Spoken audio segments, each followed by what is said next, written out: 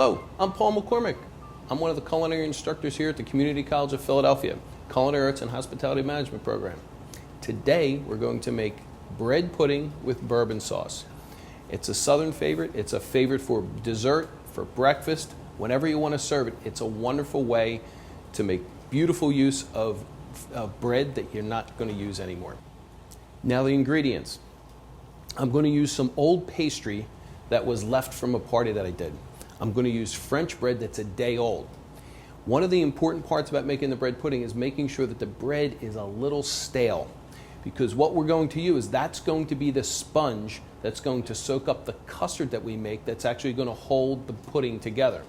Most puddings are always made up of an egg, milk, dairy suspension that when we cook it will turn solid and almost like a colloidal suspension is what they call it. It's not quite a liquid, but it's not quite solid. That's going to hold everything together. Similar to the way we do a quiche. Instead of vegetables, I'm going to use sweets and breads. All right, let's start. I'm going to prepare my bread first. Let me cut. I'm going to incise these so they're all the same size. The use of the sweet breads, the sweeter Danish and the sweeter donuts, is going to add to the flavor. If they were sweet when they were fresh and they tasted really nice when they were fresh, they're going to taste really good in the bread pudding too. I'm going to balance this off with plain French baguettes, which is nothing more than regular French bread. A little crusty, a little stiff. That's going to help with the sponging up of my custard. The custard is a mixture of eggs and milk. You can use heavy cream. That's a lot more rich than I usually like to have it. If I want to keep it a little more light, I'll use whole milk, which is what I'm going to use today. If you have a roll like this and it's rolling around and you want to cut it so that it comes out even on both sides, I start down one side and I'll come down this side, turn it around, and use the knife and just come down the center of each so when it comes apart, exactly 1/2 so they're all even. That's a little trick that we use when we're trying to cut up bread or sandwiches or bread to make sandwiches. I only need enough to come to the top of that pan. Again, all the cubes are going to be the same size, not real small, because that tends to make the custard come out to look a little bit like mush instead of something that has a little more texture.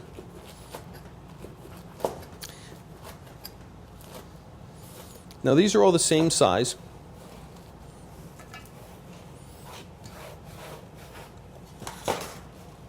Just enough in here. I can press them down a little bit. I want them even. I don't want anything sticking too far up, because as I go to cook this, that will get really, really crusty. But I have a trick to make that not come out so crusty. I want a crust on the top, but it's going to be because I put the sugar on top, not because the bread got overcooked. Now in here is mixed with the donuts and the Danish. Now you can't use muffins or cake. Cake is made with a batter. If it's made with a dough like a bread, a donut, or a Danish, it's going to have a yeast dough and it's going to have a little bit more cohesion. A bread or a cake or a muffin is going to dissolve when the liquid hits. I'm going to add to this milk just enough to cover. This will take probably about 1.5 cups. Now, it's important that this soak for about half an hour to 45 minutes before I even put it in the oven. What I want the bread to do is I'm going to re-moisturize the bread and have that come up to a very, very soft consistency. I only need to use one egg, to pull this all together and make the custard. So what I'm doing now is making sure that all the bread is going to absorb all of this milk just to make it come up so that when it's in here, it's going to I'm just going to have some crust of the eggs come up, but I can see the milk on the bottom. Now I'm going to make my custard. The custard is going to consist of eggs and another equal amount of milk. Usually when I'm making a custard, a solid custard where it's just egg and milk, it's usually 13 eggs to a quart of milk. This is a little bit less because the bread is going to take up a lot of that space. So what I want to do is mix this.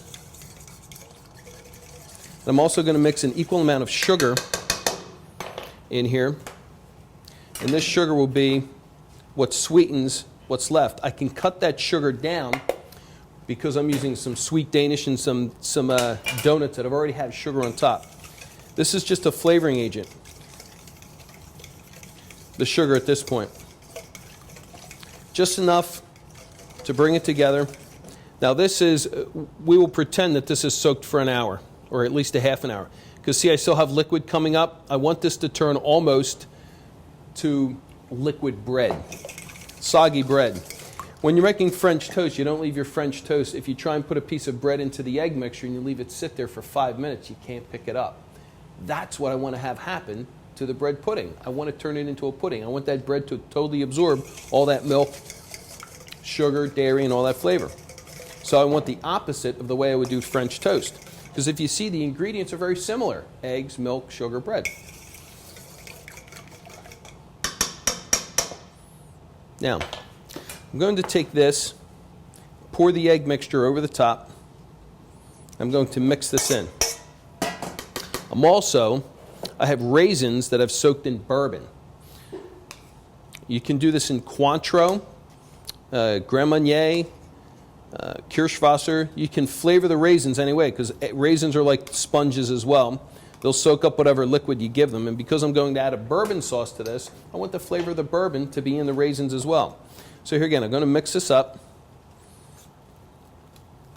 Now to flavor the top, I'm going to add a little bit of brown sugar. I'm mixing this through, not stirring it up too much, just making sure that my egg mixture goes all the way down to the bottom.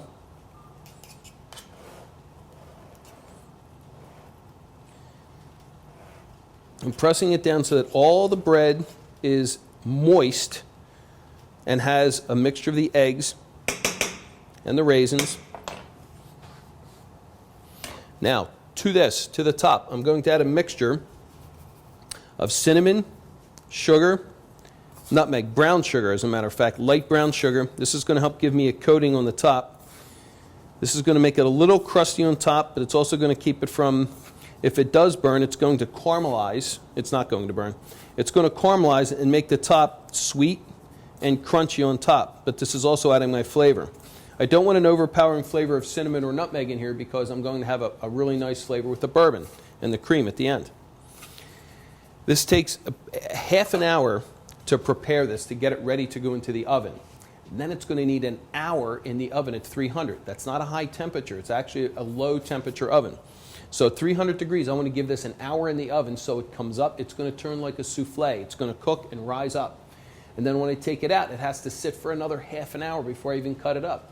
So right now, while this is in the oven, I'm going to make a couple other preparations that I'm going to use for the service end of the end of this dish. It's going in the oven.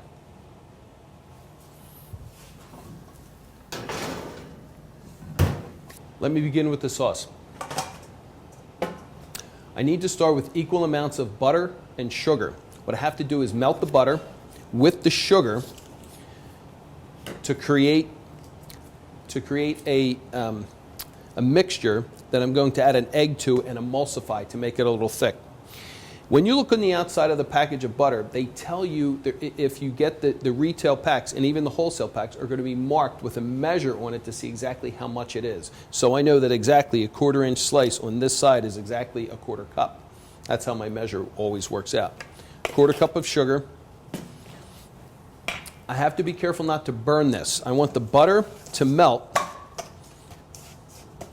and I want to cook the sugar but not burn either one. I'm working on a double boiler. I have to be careful. The pan will get really hot on the side if I don't watch. I have to hold this. The water will create steam and give me enough heat to melt the sugar and the butter, and I have to whip that together till it's thick. This is a relatively complicated process, but it's made easier by the fact that I'm already cooking the bread pudding in the oven. And this, I can take my time and make this right. This changes as soon as the butter melts, as it is right now. It'll start to cook the sugar and take the granules out and make it one mixture. And it comes together. I gotta be careful I don't burn myself. I don't want to burn the sugar. I just want to change it so that these come together. I melt the sugar and it comes to a hot mix. Oops.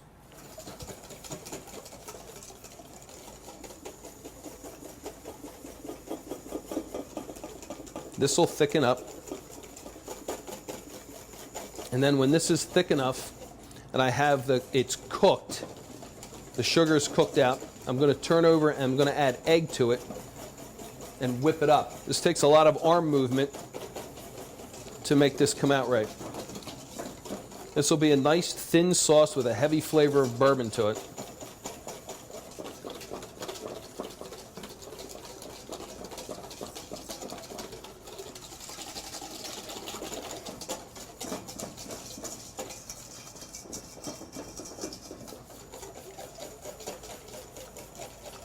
When this comes off the stove, it shouldn't be more than 212 degrees, because that would be boiling, because I want to melt the sugar. But then when I add the egg, I don't want to add the hot protein to really, really hot sugar. I want it to be warm, but I don't want to scramble the eggs. I'm going to finish this on my cutting board.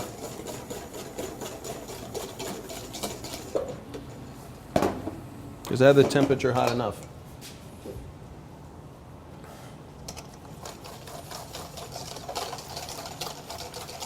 Now to this sauce, I'm going to add raw egg that I have to whip really well. I don't want any solid pieces of albumin in there. I want it to be nice and smooth. I'm doing the hand method.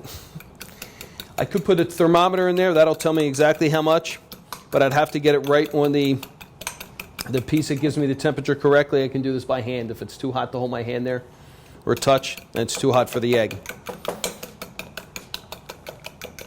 When this comes together, I'm going to make an emulsification. That's where I'm going to have this come up and change into something slightly thick. Not really thick, just slightly thick. More like mixed together so it doesn't separate.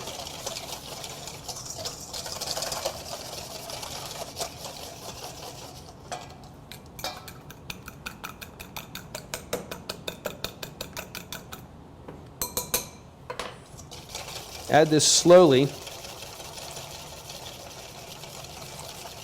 and this will thicken up.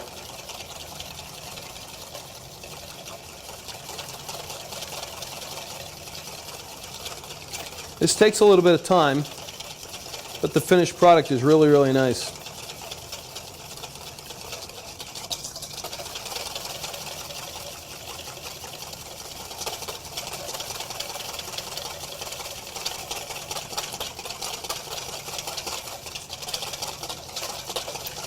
When we make egg drop soup, we're doing the exact opposite, just like we did with the French toast. Egg drop soup, we want the egg to coagulate. We're going to put it in soup, and we're going to get these streams of lovely cooked eggs in our soup. That's the direct opposite of what I want with this sauce. It's getting thicker now. It's coming to temperature, so I can add this a little faster.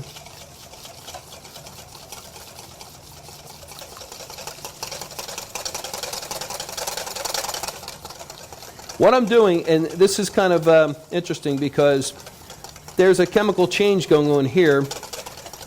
I'm not whipping this, I'm adding air under it. So what happens is I'm creating 1,000 little microscopic air bubbles that are actually thickening this up and turning it into basically like a big sponge. It's a little thicker. This is butter, sugar, and eggs. The basis for most pastry. It's a beautiful thing. Now to this, I'm going to add a quarter cup, which is a lot, of bourbon. I'm going to use the same bourbon that I had in my raisins, because because I don't want to waste the good bourbon. And I'm going to add that slowly as well.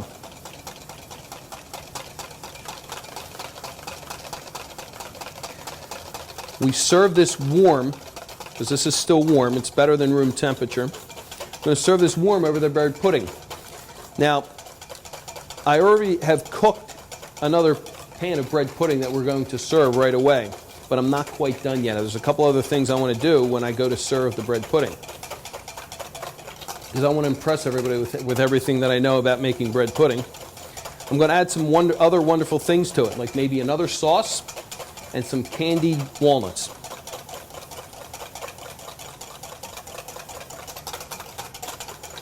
It's beautiful. The sauce has adopted a color that looks more like bourbon. It's a lovely little sauce. The sauce can set on the side, but while I'm waiting, what I want to do is I'm going to take some of these wonderful berries. I'm going to take some blueberries, some strawberries, and some raspberries. I'm going to cut these off. I'm going to put these in a pan with some sugar and make a berry sauce. This is a really simple thing to do. It comes out wonderful. I'm going to just use the flavor of the berries, a little bit of sugar in a pan, in a frying pan. And I'm just going to add heat. And the berries will dissolve or reduce. And what I'll end up with is a nice little sauce, a warm berry sauce to put across the top of the bread pudding as well, or underneath. I'm also going to finish it with whole berries, because these are some of the other options you can have for serving. Okay? Sugar. I'm just going to put enough sugar to cover just the top. I'm just going to put it on and add heat. Medium heat to start with. I don't want it to, here again, just like the sugar, I don't want it to burn, but I just want the heat and the sugar to change exactly what's in that bowl, so I end up with, or that pan, so I end up with something else. Now, while that's going on, I'm going to take, I had separated an egg white right here, and I'm going to glaze walnuts with sugar and egg white. And I'm going to bake these so that this becomes a sweet coating for the outside.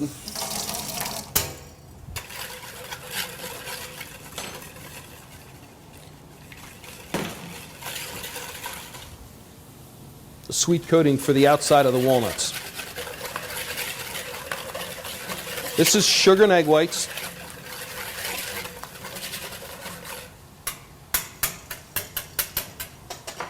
These are just plain walnuts.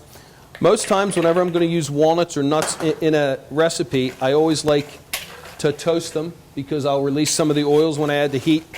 I'm going to do something similar to this. I'm coating these with sugar and egg white. These are it's almost going to be a candy coating on the outside. But I'm also going with the heat to release some of those oils and flavor that wonderfully. Sweet walnuts. Just going to put these on a sheet pan. Try an individual. They will stick together, and I don't want them really to clump up. I want them to cook. These will go in at a 350 oven, a little hotter than my other, and then my bread pudding. So not in the same oven or not at the same time. You can do these ahead of time. They don't have to be done immediately like this. These are going to a 350 oven.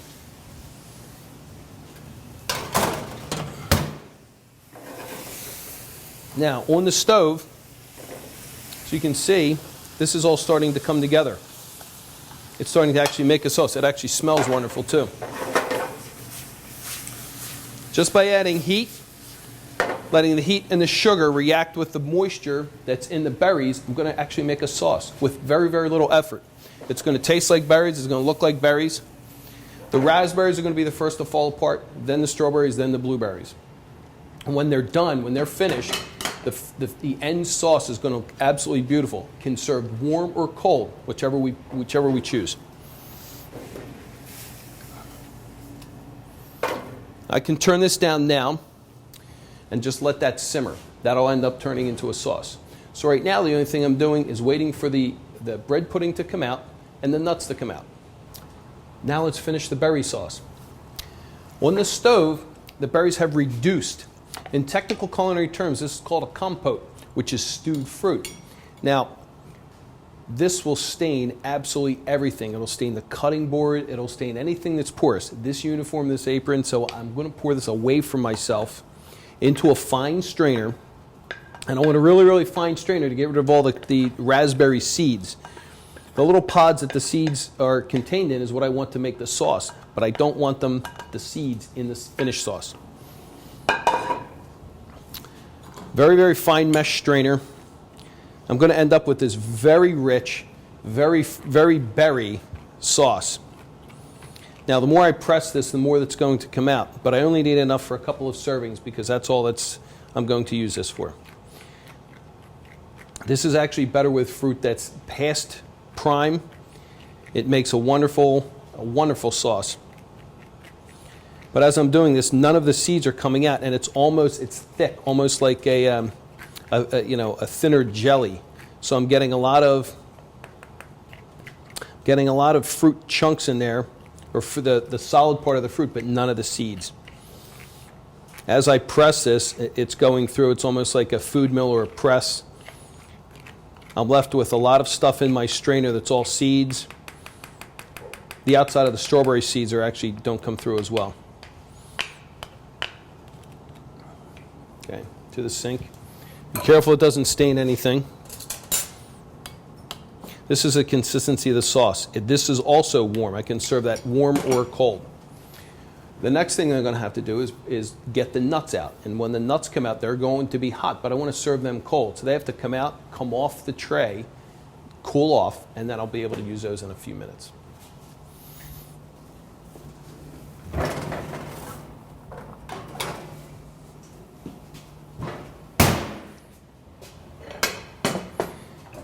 Okay, these have been coated, but as I put these onto the plate, they will cool. And when they cool, then I'll be able to use them to decorate the plate.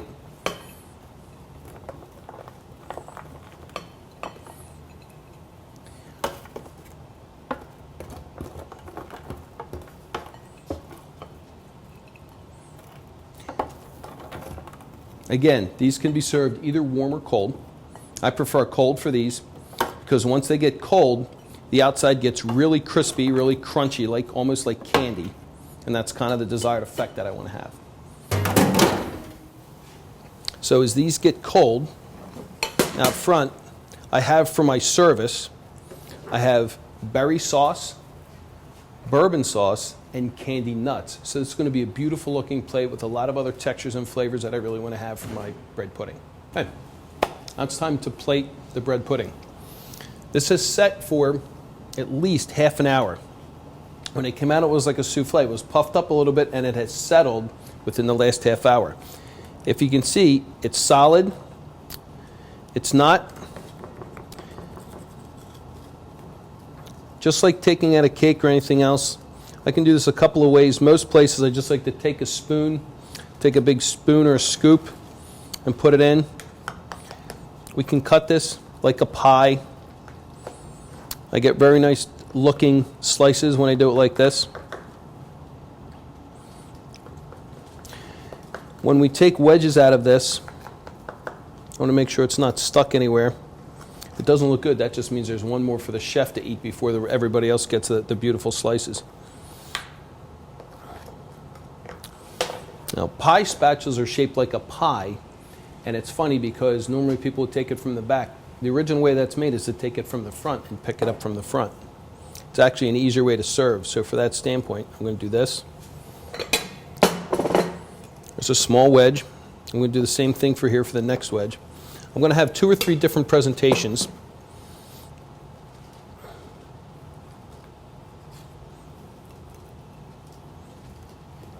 Same thing. Take another wedge.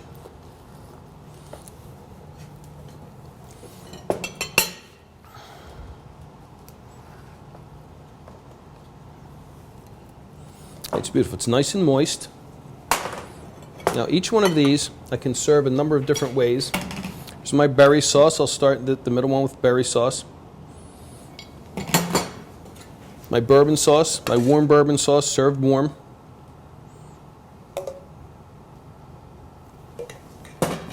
I also have beautiful fresh berries that I can serve on this one or this one. This is a nice touch, a nice compliment. I can do everything on one plate. I can fan strawberries. This is another wonderful little gourmet trick. I don't cut all the way through. Press it down and make these lovely little strawberry fans. I can keep the top on. They look so nice.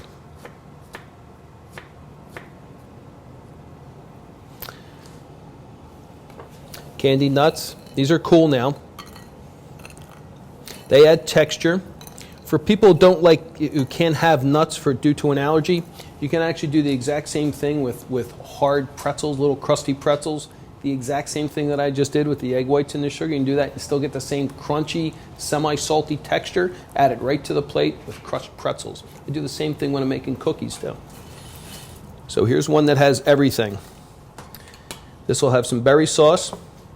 Berry sauce on the plate. Bourbon sauce, berries, and nuts. Okay, so now I have several different treatments of our bread pudding. Bourbon sauce and berries, berry sauce and berries, and everything but sauce. I'm Paul McCormick. I'm a culinary instructor here at the Community College of Philadelphia. Thanks for watching.